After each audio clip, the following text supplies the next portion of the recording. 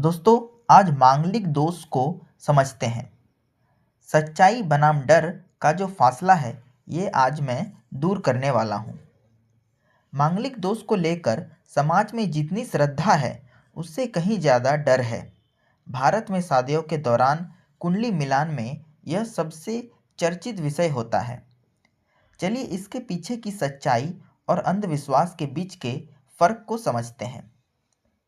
तो क्या है मांगलिक दोष? ज्योतिष शास्त्र के अनुसार जब किसी व्यक्ति की कुंडली के विशेष भावों में मंगल बैठा होता है, तो उसे मांगलिक कहा जाता है। मंगल को ऊर्जा, साहस और जुनून का प्रतीक माना जाता है, लेकिन इसके साथ ही यह उग्रता और क्रोध का भी कारक है। कुंडली में मंगल की स्थिति को समझते हैं। इसे स्पष्ट रूप से समझने के लिए आपकी कुंडली के इन घरों को देखिए। मांगलिक दोष तब होता है जब मंगल इन 5 स्थानों में से किसी एक स्थान में हो। प्रथम भाव मतलब पहला घर, यह आपका व्यक्तित्व है। यहाँ मंगल स्वभाव में तेजी लाता है। चतुर्थ भाव, यह सुख और घर का भाव है। यहाँ मंगल पारिवारिक शांति को प्रभावित करता है। सप्तम भाव, यह विवाह का घर है। यहाँ मंगल का होना वैवाहिक तालमेल में चुनौतियाँ दे सकता है। अष्टम भाव, यह आयु और ससुराल का घर है। यहाँ मंगल अचानक आने वाले बाधाओं को दर्शाता है। द्वादश भाव मतलब 12वां घर, यह सुख और खर्चों का घर है। यहाँ मंगल खर्च और वैचारिक मतभेद बढ़ा सकता है। डर की वजह क्या है, इसे समझते हैं। आम धारणा यह है कि मांगलिक होना वैवाहिक जीवन के लिए अशुभ होता है। लोग डरते हैं कि जीवन साथी के साथ अनबन रहेगी, विवाह में देरी होगी, पार्टनर की सेहत खराब हो सकती है या जान को खतरा हो सकता है। सच्चाई क्या है, अब इसे समझते हैं।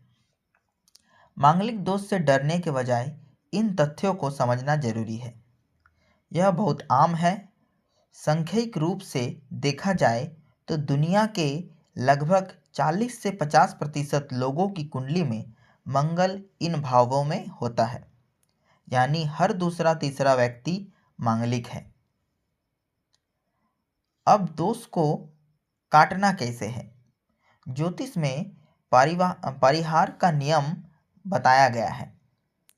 अगर शनि या गुरु की दृष्टि सही हो या मंगल अपनी ही राशि मतलब मेष और वृश्चिक में हो, तो दोष अपने आप समाप्त हो जाता है। अब आता है उम्र का प्रभाव। कई विज्ञानों का मानना है कि 28 साल की उम्र के बाद मंगल का उग्र प्रभाव स्वाभाविक रूप से शांत हो जाता है। अब आता है स्वभाव का मेल। मांगलिक होने का मतलब सिर्फ बुरा होना नहीं है।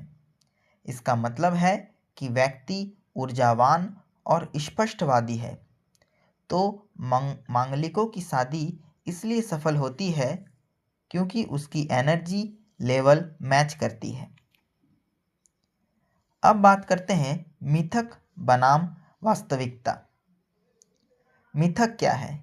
मांगलिक की शादी गैर मांगलिक से होने पर अनहोनी होती है। सच्चाई क्या है? रिश्तों की सफलता कुंडली से ज़्यादा आपसी समझ, धैर्य और सम्मान पर टिकी होती है। तो मैं आशा करता हूँ आपको ये समझ में आया होगा। अगर नहीं आया तो आप मुझे कोई भी सवाल कमेंट सेक्शन में कर सकते हैं।